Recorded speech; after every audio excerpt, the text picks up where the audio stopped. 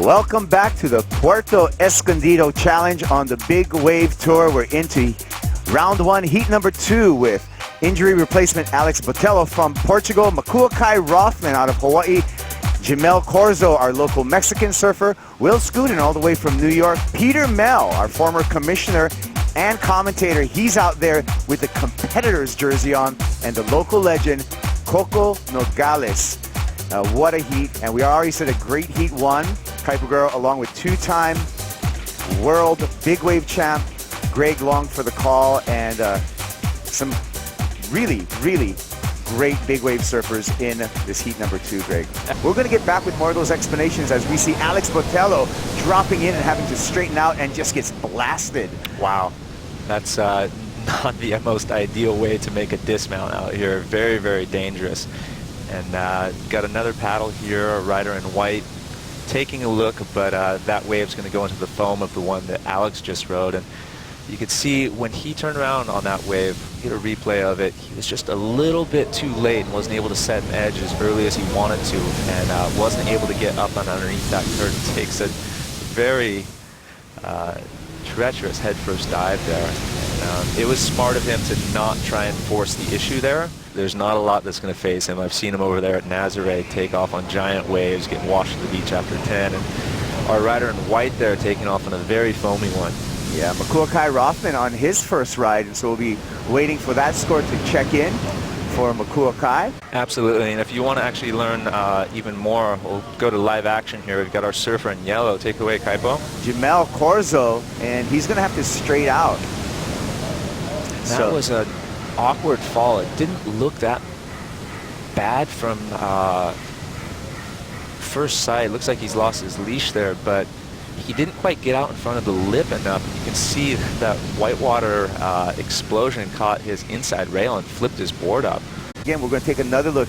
And there it is, kind of stock standard drop and just a little funky wave, and it's right there. You can see his inside edge gets flipped up towards him. And out here, like I said earlier, it's very easy to be enticed by these inside double-ups that, you know, they're really fun to ride, but it's not ideally what you want to be catching, especially out in a competition.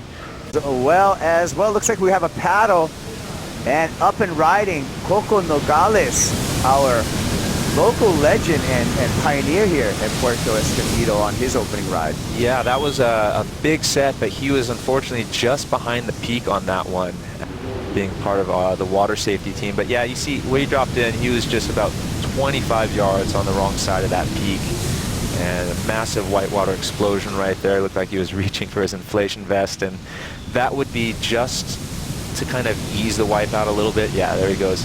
Reached for it, didn't get it. Sometimes the guys will inflate just so they save energy. It'll help bring them to the surface quicker. They'll get washed into the beach sooner, and I promise you he will not be phased at all. In live action, there's our commissioner, Peter Mel. Condor. We call him the Condor, Peter Mel on the left, and we'll catch up to a replay of that ride. We caught the tail end of that ride. Looks like he chose to go left on his opening ride, and we'll be awaiting that opening score also for Peter Mel.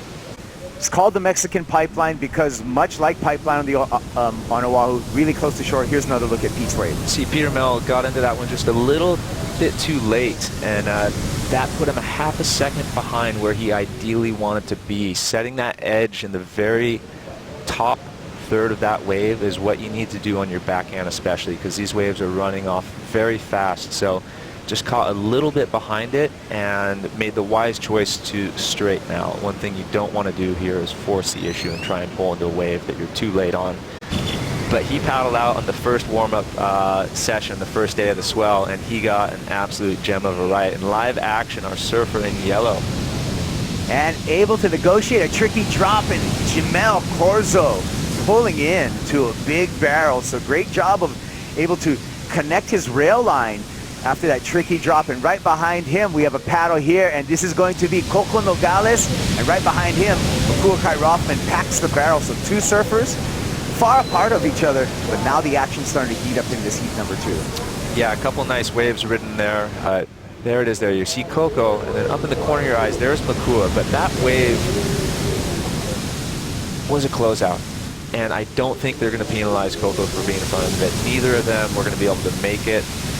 There's that beautiful drop we were speaking of Jimel Corzo in yellow. Ran off a little bit too quick, but a big set, steep drop, pulled into a nice barrel, set a great line into it. So during that Makua highlight, this was ridden here by Alex Botelho. Beautiful wave by Alex. Nice steep drop there, and he sets his line very similar to Jimel's wave, that it just ran off a little too quick, but once he got up underneath the lip there, you could see him standing straight up, and that means it's a big wave because that guy is a monster, standing at a good 6'3", I think it is. So this heat has been a bit of a challenge. As I mentioned earlier, a lot of current that's kind of disrupt the lineup, and the guys giving it their all heart and soul to make it happen. So 2 waves, 45 minutes, not easy.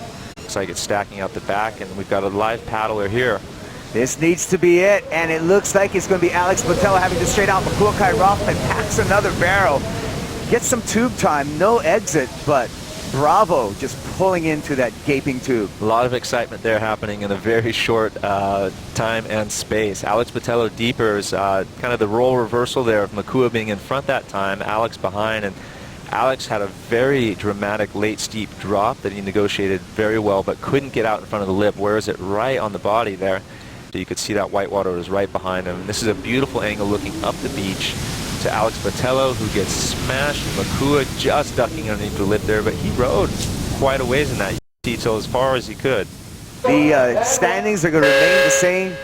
Jimel Corzo, Alex Botelho, and Makuakai Rothman are going to round out semi-final number 1 as we get into the next round.